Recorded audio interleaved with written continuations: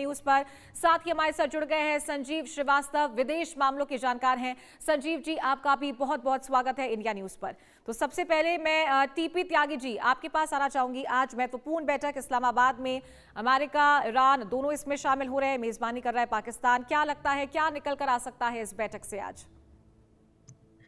देखिए, जो दिखाई देता है हम्म। असलियत में पर्दे के पीछे कुछ अलग होता है। हम्म। अब ये पाकिस्तान मेजबानी कर रहा है, पाकिस्तान ने सब देशों को बुलाया है, मिलाया है, ऐसा नहीं है। हम्म। इसके पीछे असलियत में चाइना है। हम्म। मैं आपका ध्यान आकर्षित करना चाहता हूं उस अटैक पे जो अमेरिका और इजराइल ने किया था हम्म। ईरान के साउथ पार्थ गैस फील्ड पर। ये जो गैस फील्ड है इसको दो, कतर और ईरान दोनों शेयर करते हैं। जब उसके पार्थ फील्ड में खास तौर पे जब पेट्रोकेमिकल प्लांट पर अटैक हुआ तो ईरान ने रिटेलिएट किया और उसने कतर के उस गैस फील्ड के ऊपर, जिसे रास पारस कहते हैं, उसके ऊपर अटैक किया। और वहां से एलएनजी गैस आती है चाइना को। तो चाइना को ये लगा, चाइना के कान खड़े हुए कि अगर ये गैस फील्ड जो पूरी दुनिया को 13 साल तक गैस सप्लाई कर सकता है, नेचुरल गैस, अगर इसमें नुकसान हो गया तो मेरे लिए गैस और ऑयल का ईरान से आना कम हो जाएगा, महंगा बहुत हो जाएगा। हम्म। लिहाजा चाइना ने ईरान से कहा कि अब आप शांति की तरफ आगे बढ़े, सीज फायर की बात को मान ले। और इसका मतलब क्या हो गया कि चाइना इस सीज फायर में और इस पीस डील में परोक्ष या अपरोक्ष चाहता है। अब हम्म। दूसरी बात, अमेरिका भी चाहता है। अमेरिका क्यों चाहता है? क्योंकि अमेरिका को एक सेफ एग्जिट चाहिए था। हम्म। वो एक किस्म से इस युद्ध में फंस गया था। अब जो पाकिस्तान है वो उसका खड़े हो जाओ तो खड़े हो जाओ, बैठ जाओ तो बैठ जाओ, इस हम्म। तरह का स्टूज है। तो जो अमेरिका कहना चाहता है वो पाकिस्तान के थ्रू कहला देता है। हम्म। सबूत ये है कि इस सीज फायर के लिए भी एक बाकायदा ड्राफ्ट मैसेज अमेरिका ने ही पाकिस्तान को दिया था, जो सोशल मीडिया पर पकड़ा भी गया। खैर उसे बाद में हटा दिया। नेवरदलेस तो अमेरिका इसलिए इंटरेस्टेड है क्योंकि वो उससे, इस युद्ध से निकलना चाहता है with reasonable credibility. Hmm. Israel इसमें पार्टी नहीं ले रहा है। अब स्थिति ये आती है, आप सोच के देखिए कि अगर दुनिया की दो सुपर पावर किसी हम्म। चीज में इंटरेस्टेड हैं तो मुझे लगता है कि वो काम हो जाएगा। जहां तक शर्तों की बात बची, कोई ऐसी समस्या नहीं है जो आदमी से बड़ी हो या जिसका सॉल्यूशन ना निकाला जा सके। हम्म। अब वो अमेरिका कह रहा है कि आप न्यूक्लियर एनरिचमेंट नहीं करेंगे। हो सकता है बात यहाँ आकर बन जाए कि एक बाकायदा कमेटी बना दी जाएगी, दे विल इंश्योर कि आपका न्यूक्लियर एनरिचमेंट 20% से ज्यादा ना हो, जो हो गया है उसे आप रशिया को दे दो।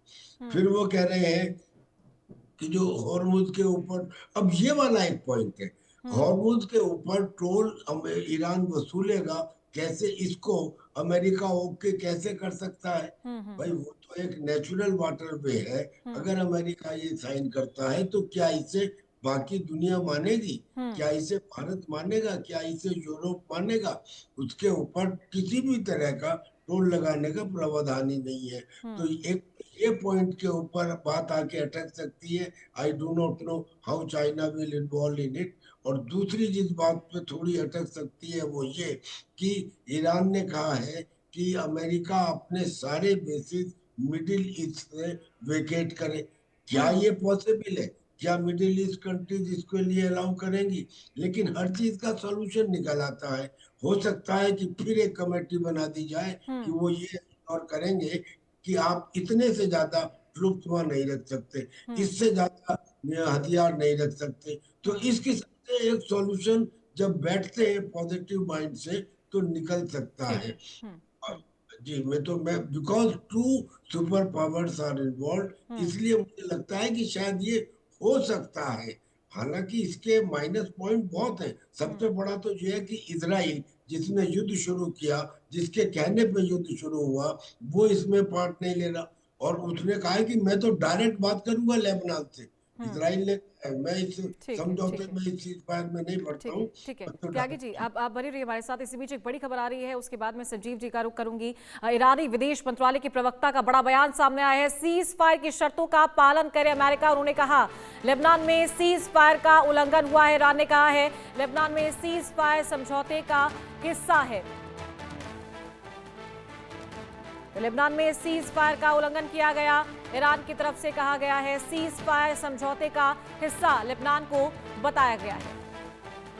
इसी के साथ चलिए चर्चा को आगे बढ़ाते हैं। मैं संजीव श्रीवास्तव जी आपका रुख करना चाहूंगी। टीपी त्यागी जी ने काफी महत्वपूर्ण पॉइंट्स यहाँ पर रखे हैं कि और इसमें साफ लगता है कि हाथी के दांत खाने के कुछ और, दिखाने के कुछ और इस मीटिंग के जरिए साफ दिखाई दे रहे हैं। तो क्या लगता है कि हल किन बातों पर निकाला जा सकता है? स्ट्रेट ऑफ हॉर्मुज की एक बात यहाँ पर, एक पॉइंट है, बड़ा पॉइंट है यहाँ पर त्यागी जी ने उठाया है। साथ ही जो न्यूक्लियर एनर्जी है, न्यूक्लियर जो ऑपरेशन है उनके, उसको लेकर के भी क्या कहीं ना कहीं समझौता बन सकता है? क्योंकि ईरान ने साफ तौर पर ही कह दिया है कि वो सुरक्षा से समझौता तो नहीं करेगा। देखिए, ईरान के इस्लामिक रिजीम को अपने जो कठोर जो उसके स्टैंड रहे हैं, जो पॉलिसी अप्रोचेस रहे हैं, उसके ऊपर बदलाव लाके दिखाना होगा। और इस तरीके का जो अप्रोच है वो नहीं चलेगा कि जिसमें कि वो बहुत ही ज्यादा जो है कठोर तरीके से अपनी बातें रखते रहे हैं, जैसे कि इजराइल को वर्ल्ड मैप से मिटा देना, होलोकॉस्ट को डिनाई करना और न्यूक्लियर वेपन्स इस आधार पर एक्वायर करने की कोशिश करना कि उसके माध्यम से वो इजराइल को पूरे अस्तित्व को ही मिटा देंगे, आतंकवाद को सपोर्ट करना। और जाहिर है कि ये जो सारे जो हार्ड अप्रोचेस ईरान के इस्लामिक रिजीम के रहे हैं, उसमें थोड़ा उनको बदलाव लाने की आवश्यकता है। यदि वो बदलाव नहीं ला करके दिखाएंगे तो मुझे नहीं लगता कि ये जो सीज फायर है ये कहीं ज्यादा बढ़ सकता है। जो अभी तक ईरान की तरफ से 10 पॉइंट्स रखे गए हैं, उसमें जाहिर है कि अनेक पॉइंट्स बहुत एक्सट्रीम पॉइंट्स हैं, जैसे कि ये कहना कि अमेरिका अपने सारे बेसिस मिडिल ईस्ट रीजन से हटा ले, ये भी नहीं होने जा रहा है। वॉर रिपेरेशंस की बात वो कर रहे हैं कि सारा युद्ध क्षति जो हुई है वो एक एक पाई अमेरिका चुका है, इजराइल चुका है, वो तो हो नहीं सकता। तो दोनों, और उसी तरीके से जो 15 पॉइंट्स का जो प्रोग्राम है उसमें जो अमेरिका की तरफ से जो शर्तें रखी गई हैं उसमें अनेकों जो शर्तें हैं वो ईरान को मंजूर नहीं है। तो देखिए, ये जो ताली है वो दोनों हाथ से बजती है।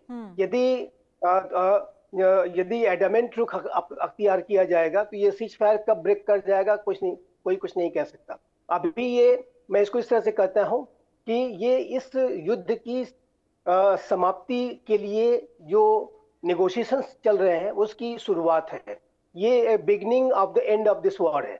और इसको इस तरह से समझना होगा कि अभी आगे जो वार्ता शुरू होगी, उस वार्ता में किस तरीके का टेम्परामेंट दिखाया जाता है, किस तरीके के अप्रोचेस दिखाए जाते हैं, क्या कोई समझौते पे दोनों पक्ष बढ़ने के लिए अपने कदम जो है आगे बढ़ाते हैं या नहीं बढ़ाते हैं, सब कुछ अभी मैटर ऑफ जो टाइम का है कि हमें कल ये देखना होगा कि ये जो वार्ता की जो प्रक्रिया शुरू होगी तो उसमें किस तरीके के अप्रोचेस दिखाए जाते हैं। लेकिन इतना कहने के बाद मैं अवश्य इस बात को कहना चाहूंगा कि यदि बुद्धिमत्ता से काम लिया गया, जो विजडम प्रिवेल हुई है वो यदि प्रिवेल्ड रहती है, यदि फिर से जंगी जुनून का हावी नहीं होता है, तो ये इन वॉरिंग साइड्स के लिए भी अच्छा होगा, वेस्ट एशिया के लिए भी अच्छा होगा और पूरे विश्व के लिए अच्छा होगा। तो आशा और प्रार्थना तो यही है कि ये जो बुद्धिमत्ता है ये बनी रहे और दोनों पक्ष एक समझदारी के साथ काम करते हुए एक स्थायी सीज फायर की तरफ बढ़े, ये ज्यादा इंपॉर्टेंट होगा। लेकिन दूसरा आपने जो प्रश्न किया है स्टेट ऑफ हॉर्मुज का, देखिए मैं त्यागी सर से बिल्कुल सहमत हूँ और मैं भी इस बात को लगातार कहता रहा हूँ कि ये जो स्टेट ऑफ हॉर्मुज है वो एक नेचुरली बिल्ट वाटरवे है। और यदि किसी नेचुरली बिल्ट वाटरवे पे आप टोल टैक्स लगाएंगे, वहां ब्लॉकेट करेंगे और टेरिटोरियल वाटर के तौर पर इस्तेमाल करेंगे और उस पर अपना अधिकार करेंगे, तो ये अंतर्राष्ट्रीय जो मैरीटाइम के जो लॉज हैं, अनक्लॉज के जो नियम है, उसका पूरी तरह से वायलेशन है। अगर ऐसे ही टोल टैक्स लगाना शुरू किया गया तो स्टेट ऑफ मलक्का में टोल टैक्स लगना शुरू हो जाएगा। स्टेट ऑफ जिब्राल्टर में डिफरेंट जो ऐसे चोक पॉइंट्स हैं कि जहां पर नेचुरली बिल्ड जो पॉइंट है वहां पर राष्ट्र, वहां के आसपास के राष्ट्र टोल टैक्स वसूलना शुरू कर देंगे। तो फिर तो ऐसे में तो विश्व व्यापार में काफी बाधा आ जाएगी और मुद्रास्फीति की दर और और ज्यादा गहरी हो जाएगी। और अभी आप वहां से अगर पर शिप $2 मिलियन वसूलेंगे तो क्या उसका तेल के दाम पे असर नहीं पड़ेगा? तेल के दाम भी दुगने हो जाएंगे। तो ये जो पूरी सिचुएशन है, तेल के दाम बहुत बढ़ जाएंगे। तो ऐसे ये जो सिचुएशन है, ये सारी स्थितियों को ध्यान में रखते हुए, एक रूल्स बेस्ड ऑर्डर को ध्यान में रखते हुए बेहतर होगा कि जो राष्ट्र है ठीक वो है। बुद्धिमत्ता के साथ काम लें। स्टेट ऑफ हॉर्मुज का ये जो ब्लॉकेड है वो ईरान बहुत लंबे समय तक नहीं कर पाएगा, ये बात मैं ठीक है। कहना चाहता हूँ, क्योंकि ये अंतर्राष्ट्रीय समुदाय इसको बहुत लंबे समय तक स्वीकार नहीं कर सकता। अभी तो ये मान लीजिए एक ठीक वॉर है। चल रही है, लेकिन आप इसको परमानेंट अगर आप ये डिसाइड करेंगे कि हमारी ही टेरिटरी है, तो दैट विल बी अनएक्सेप्टेबल।